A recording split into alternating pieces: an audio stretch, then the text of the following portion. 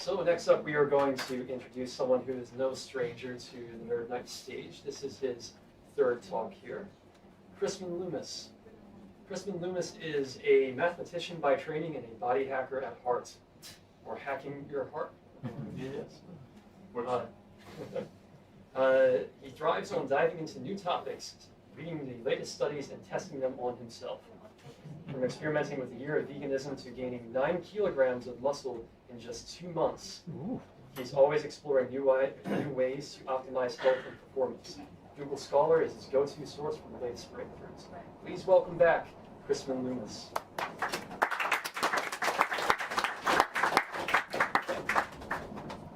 Thanks for the opportunity to speak tonight.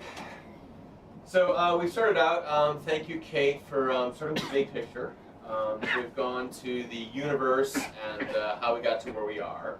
So I'm going to smoothly transition from the universe and pick up from where we are to where we're going to be and how you personally are going to die. So we'll go straight into the future from there. Right, so I'm also a mathematician, so you've got double mathematician duty today. Lucky you. But lately, what I've been doing is I've been researching on health and how to live as long as you possibly can while working the minimum amount required to actually live that long. Because you want to have space to do all the other things. So I have a website, unaging.com. And tonight, as we've talked about, as I mentioned, I'll be telling you how you're likely to die, what are the systems you need to keep that from happening, and then what are the things that you do that would make that as unlikely as possible. So I hope that by the end of the talk tonight, you'll have a few concrete ideas of things that you could actually do in your life that could help you get more of your life. So I have 2 basic topics, how you'll die and the 3 systems that prevent it. And then also I'll be talking about the Unaging Challenge 2025. So this is my 2nd annual challenge. And I'll tell you a little about the 2025 challenge, which just finished on Sunday, and give you an opportunity, if you're interested, to register for the free program for 2026. So with that, let's get into it. So how you'll die. So we'll start at the very top. So this is, some of you might recognize him. This is Aubrey de Grey.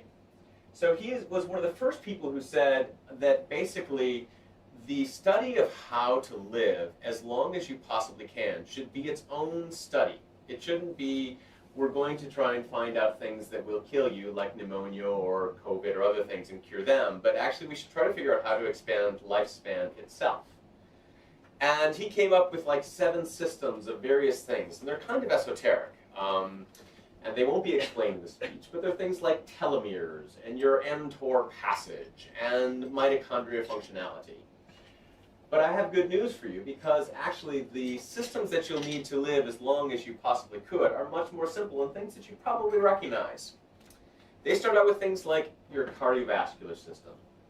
So here you have entry number 1 on ways that you're likely to die.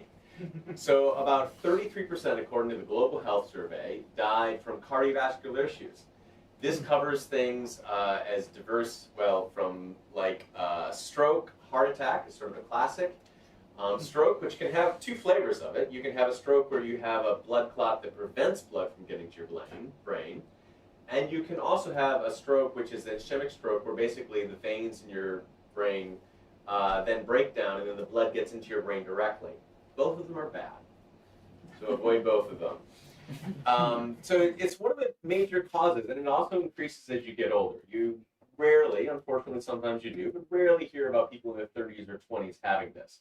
But as you get older in age, it's going to become more and more a problem and exponential. It's sort of like your veins sort of degrade over time.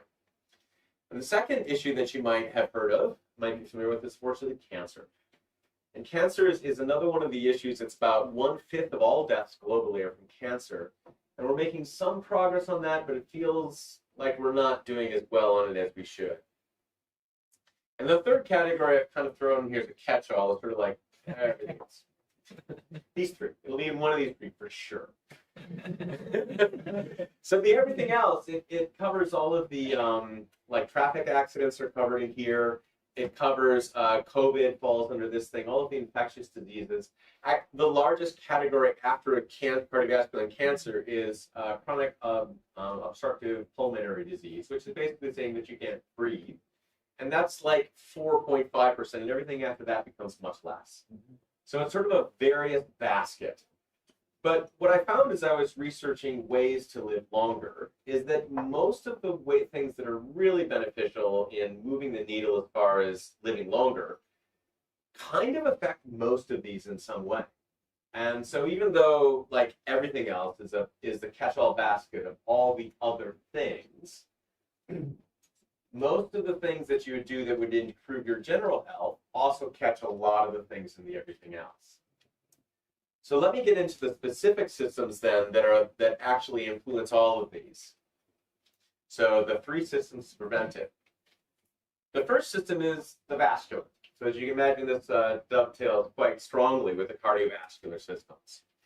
So the vascular system, basically, your entire blood system then is one of the, I should have more stats on this exactly how large it is, but it affects your entire body throughout. And the distribution of all the medicines, all the enzymes, the cleanup of everything afterwards goes through the entire body. It's fundamentally super important, extremely important, but it also is prone to breaking down over time because it's kind of one of the biggest moving parts of the entire body, right? As you're shuttling all of these nutrients back and forth between the body, it's extremely important.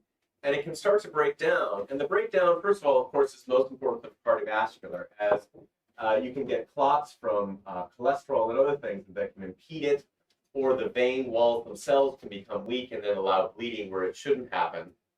But it also has a big effect on everything else. So your cardiovascular system, because it carries your immune system, carrying your white blood cells where they need to go, also strongly affects how sort of all of the immune system and the other systems work together as well.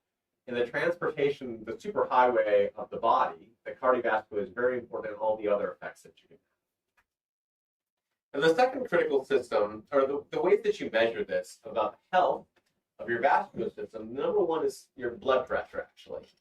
So they've had several studies that have shown that basically blood pressure is much more important than they thought. It's one of the first things they figured out before they could even do blood markers and things. They realized that you could test how strongly the veins were pulsing with a mercury meter, and that's what the continuing measurement of it is.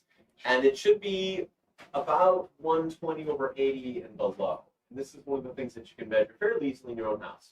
I measure it daily. I'm in the business, I guess. So probably more than I need to. Another one that you might not have heard of is alipoprotein B, called ApoB. This is kind of a more sophisticated way of measuring the last one, which you might have heard of, which is LDL cholesterol, low density lipids cholesterol. These are going to be the best indicator of how healthy overall your cardiovascular system is. So let me go ahead and jump to the next system, which is the immune system.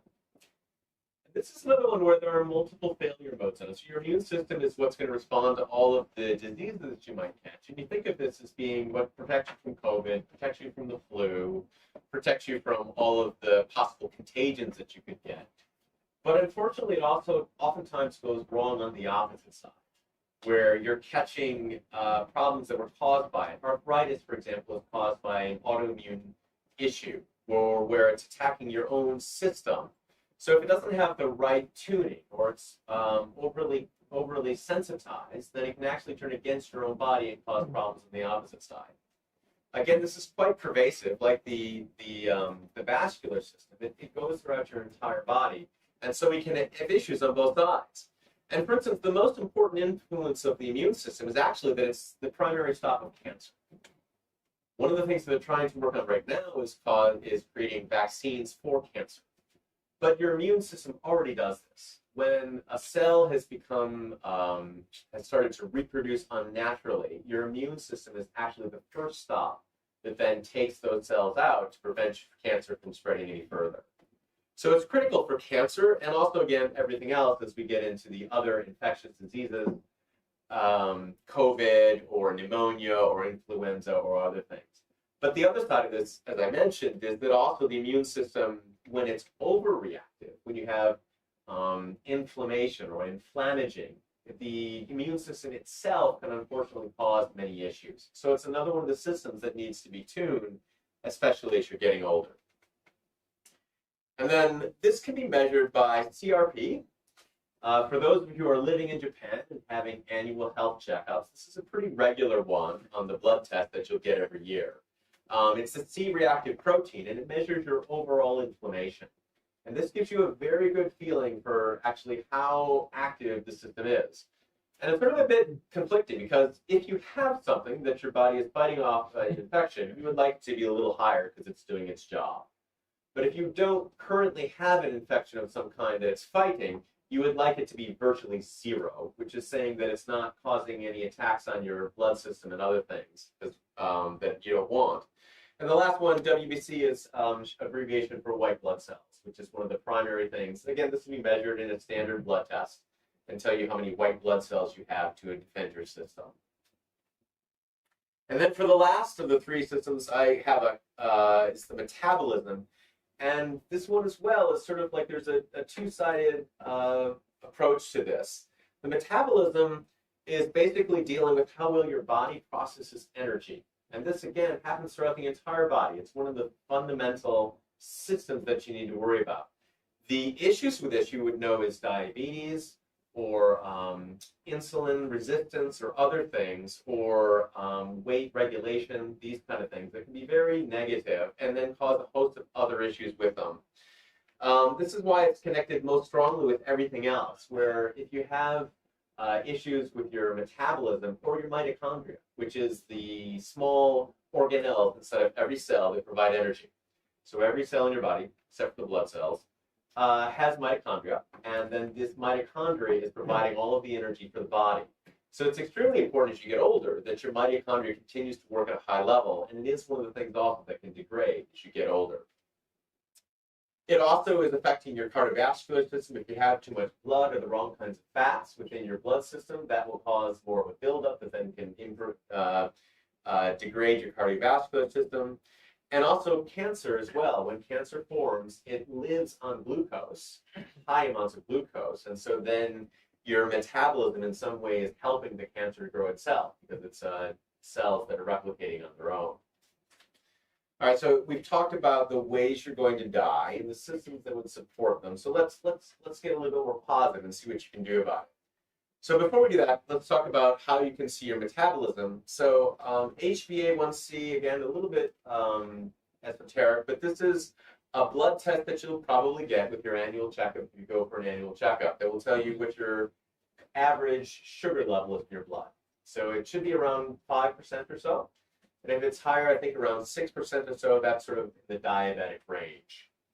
And it's measuring over a longer period what you can tell from your glucose, which is the amount of sugar in your blood, can tell you in a shorter period. So your blood test will take a fasting glucose level. Generally, you want that to be below 100 or so. And the last one is kind of a mix of a few of them. It's your velocity of your maximum oxygen velocity. Let me try that again. It's the maximum velocity with which you can convert oxygen into energy. So it's a VO2 max. And this is a good end-to-end test because it's basically testing how much oxygen you can breathe in, how much your lungs can take in, how much of that is then sent by your vascular system to your heart, that is then sent around your body to be sent to the cells that need the oxygen to convert them into energy by the mitochondria, and then that is measuring what the maximum output of that system is. But it has a very important impact on your overall vascular system. This is one of the first things that you'll see improving as you get more exercise or are eating the right kinds of foods. You'll notice the VO2 max will go up. It can be measured, approximated. It can be approximated by most kind of wearables that you might have. If you want to go really serious about it, there's an excellent clinic in Tokyo that you can go to where you can run on a treadmill at speeds that are too high for you to sustain. If you fail, then they'll say, okay, this is your maximum VO2 because you couldn't run any faster. Right, so those are the systems. So let's talk now about how to save those systems. So here's a quick overview of sort of the three systems in a Venn diagram, because I'm sure that this will be clear to everyone at an immediate glance. So the ones that are in bold here, the walking in the sunlight, are the ones that are very strong interactions. And you'll notice that the ones that have strong interactions help and support more of these systems. So walking is the most underrated, most powerful intervention that you can do. Walking hits all of the three systems. It reduces your blood pressure, as well as, for reasons I don't really understand, I'm a mathematician, it really helps your immune system. Like, it keeps your immune system, the activity of your immune system goes down very significantly when you go walking. And it also helps your metabolism because it is absorbing all of the extra sugars that you have floating through your system. So walking around 10,000 or 12,000 steps a day, this is serious time, by the way. I don't want to downplay this. This is about an hour and a half to 2 hours of walking a day. Can reduce all-cause mortality by about 65%. It's the strongest intervention that I have found. Also, sunlight is another one that's very healthy. It helps the immune system, vitamin D, which is then helpful in fending off infections. It also helps your vascular system by lowering your blood pressure. It reduces nitrous oxide, which then will lower your blood pressure. And also helps your metabolism by improving the mitochondrial function. And one of the fun things I love about sunlight is that people kind of think sunlight equals vitamin D. But the later research is showing actually that across the spectrum of sunlight, there's ultraviolet, which is what's giving you the vitamin D. But then on the other side, there's infrared and red spectrum. And that is then what is improving the efficiency of the mitochondria to improve the little organelles within each of your cells that provide you with energy. So I'm going to jump from here into the tiers of what actually provides the most benefit. This is the cheat sheet. These are the things that will give you the most bang for the buck and show you how, like, what the average American gets. And some of them are not very high, and they get to here. But if you're walking 12,000 steps, you can get over to there. As I said, walking is the #1 intervention of everything that I've seen. This is based off of observational studies. You can't do randomized controlled studies for death because people live too long, which is good. So observational studies are where we get most of the data for these things. But all of these things, and the top ones, the sauna, high-intensity interval training is the third one there, which is basically where you run full out, and then you run a jog, and then full out, or repeat, or other exercises.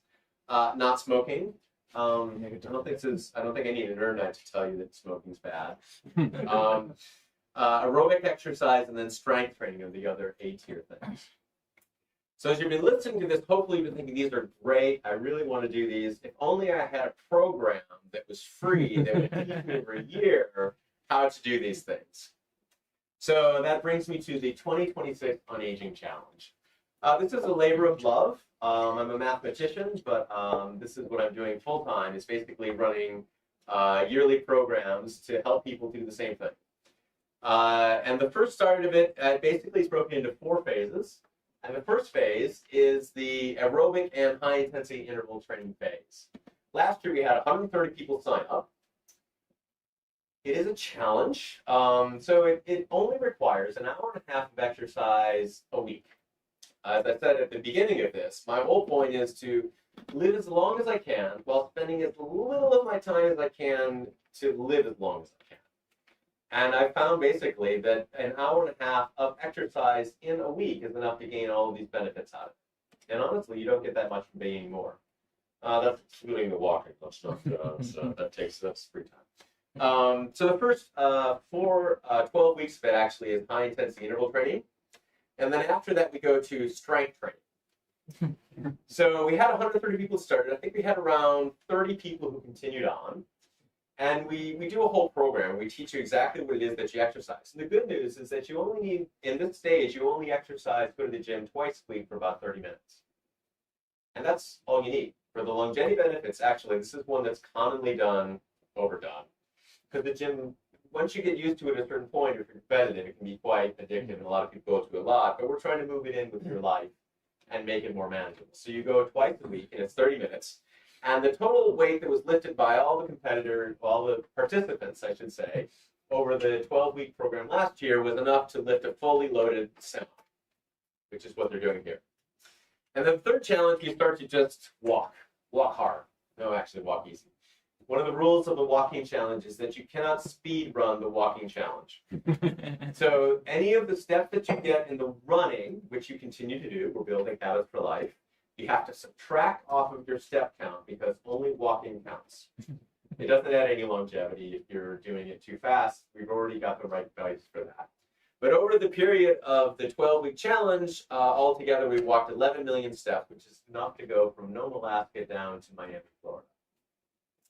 And then the last stage is then the Unaging Plate Challenge, where we then take a look at your diet.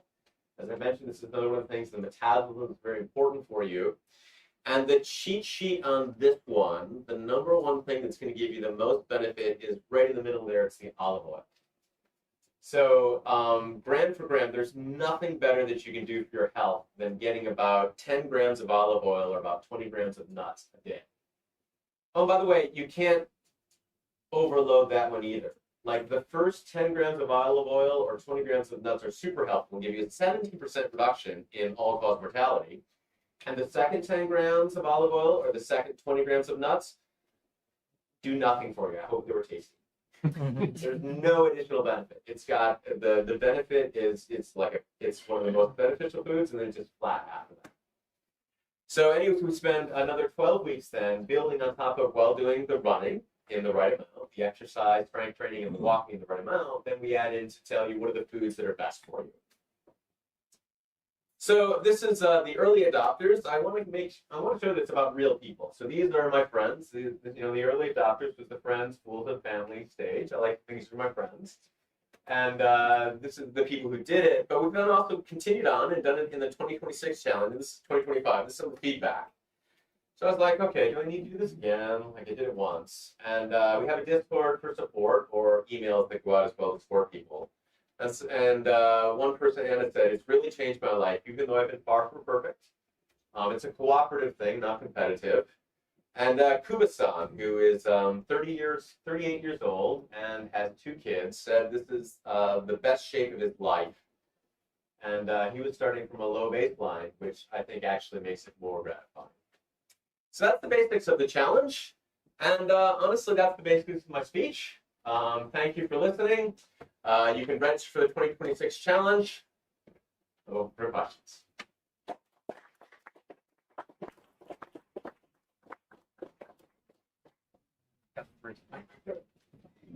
Okay, we're going to have to cut the questions a little bit short, but I think we have time for about 10 minutes or so. So, yeah, okay. Issue? We have one. Sorry, it's on number 2. Thank you. So just a very brief question, great presentation, thank you. Sleep. Mm-hmm. It's overrated. All I have to say.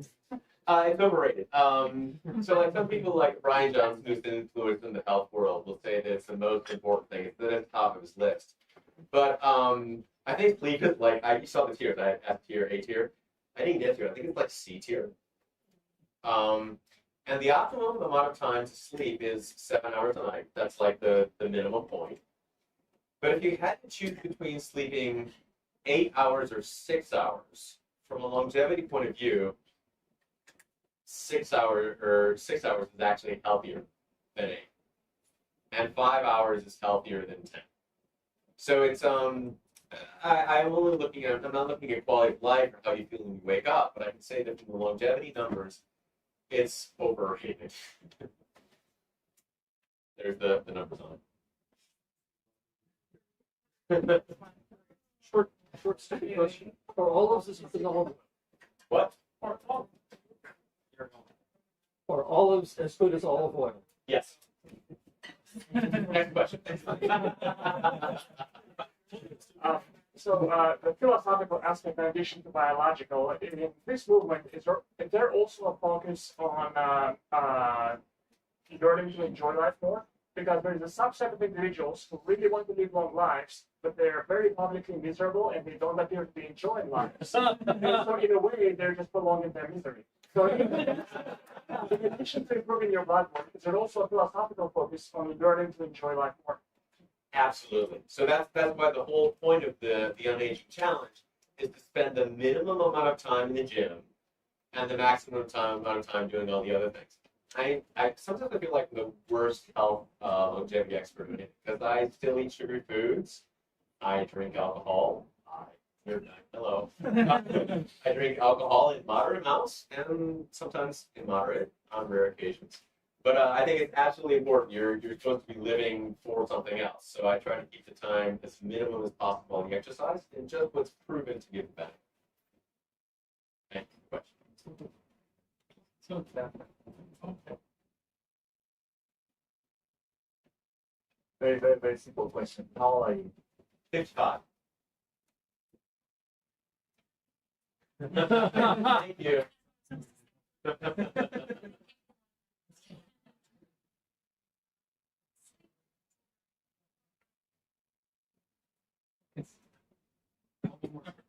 Sleep was overrated, but how about social relations and communicating? Social relations is super important. The problem is, as a mathematician, I find it really hard to quantify. Right? The whole put a number. Right, like put a number on how good your relationships are. They're positive, assuming they're good. I think I would definitely put it probably within the A tier. And it's just hard. Like that's one that I'm always been looking for, like someone who's got a good way to quantify the quality of your social relationships. But it absolutely has been shown repeatedly throughout studies is that one of the most important things is having an active social group, and that people that you can talk to and support for this absolutely is crucial. Negative. Would be bad. Again, I like how do you put a number on how bad your relation? No, you shouldn't try this, by the way. Don't how bad your relationships are, but I think it's going to be equally negative. Specifically, that one they found that people like one of the instances where they can say this is really bad is when someone is caring for a parent who is going through dementia. Who is a single caretaker, and they find that these people live much shorter. So that's about as far as I can go. I can say that yes, it's definitely bad, but at the same time, it's not something I would say in that situation you should avoid. But yes, it's having a cost. Next question. Do the positive effects add up, or do they have diminishing return, or do they support each other and make them even better? Well, these numbers are all calculated. So I took an actuarial table and took the hazard ratio of, okay, this gives you a 7% back to another thing. And it quickly blew up to say you're going to live to 200. And I just didn't think that was really realistic. So I looked into it. And the answer is that around the age of 100, this is actually my current top of mind focus. Around the age of 100, you hit the maximum number of motor units that you have, and frailty sets in. And so basically all the interventions go to 0 after 100 years old. So the goal of my plan, and I say that you can get an extra 20 years of life because that's all you can get with anything. And so the good news of that is actually on a philosophical point of view, I quickly, even in my own calculations, I realized that I'm already doing more than is useful. I mean, that's my plan, right? Like, so I'm walking, I'm doing my exercise, I'm doing intensive interval training, everything. And I'm like, and that would have me live to 100, which is the same if I did 2/3 of that or half. So it's actually giving me some freedom to say, having a heavier drinking night as opposed to the moderate drinking nights or something else, I don't worry about it as much because I'm pretty much already at the maximum for what the technology provides. Okay.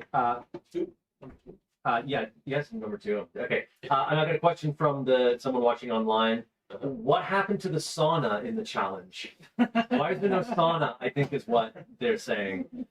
Why is there no section where you spend a month in a sauna? So I reverse the as the evidence comes in, or sometimes as I review it again, I've got to change things. I did fasting, by the way. I did 5-2 fasting where I fasted 2 days a week for a decade.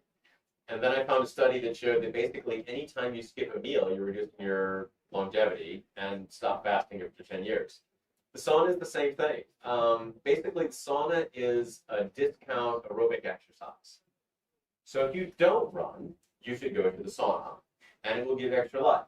But if you already do aerobic exercise for about 20 minutes a week, the sauna provides no additional benefit in longevity terms.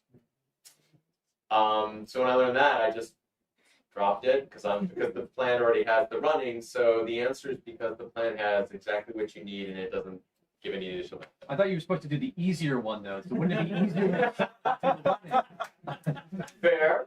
Also a good approach.